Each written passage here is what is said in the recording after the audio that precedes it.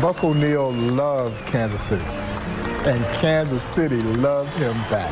And it was just that, a love affair. He loved everything about our great city. He loved the people even more so.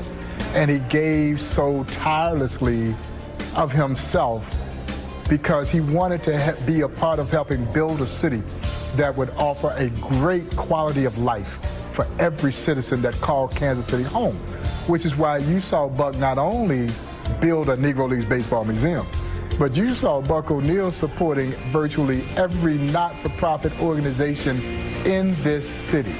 We fell in love with Buck. We didn't see him play.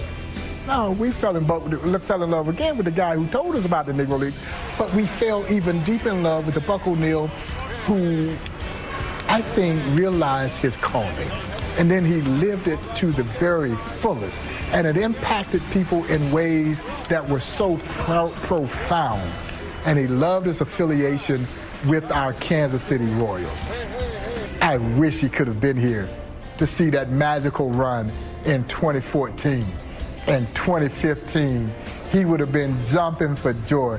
He'd have been a kid in the candy store. He'd have been front and center in that epic parade that took place here after we won the World Series. And when he passed away in 2006, of course, Buck had his designated seat out at the Cave, where he was still considered a scout.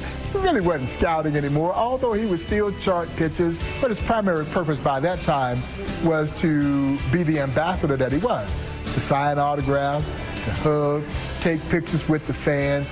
And so he had his designated seat there, and when he passed away in 2006, there was great concern about what would happen with his seat. There were some who wanted to immortalize it, not have anyone sit in it. Others wanted the seat to be removed, to come home to the Negro Leagues Baseball Museum.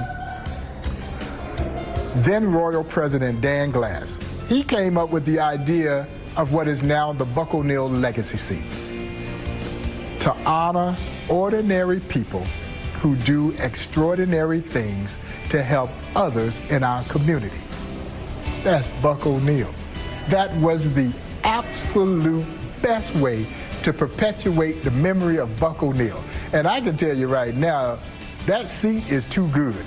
Buck would not have wanted that seat to go empty. He would have wanted someone sitting in that seat enjoying great Kansas City Royal baseball. And what I love about it is, it's not selfish in any shape, form, or fashion. It's not me nominating myself. It is others from the community who are watching what others are doing with that same selfless mindset that Buck O'Neil conducted his life with, and they are nominating them to sit in Buck's seat.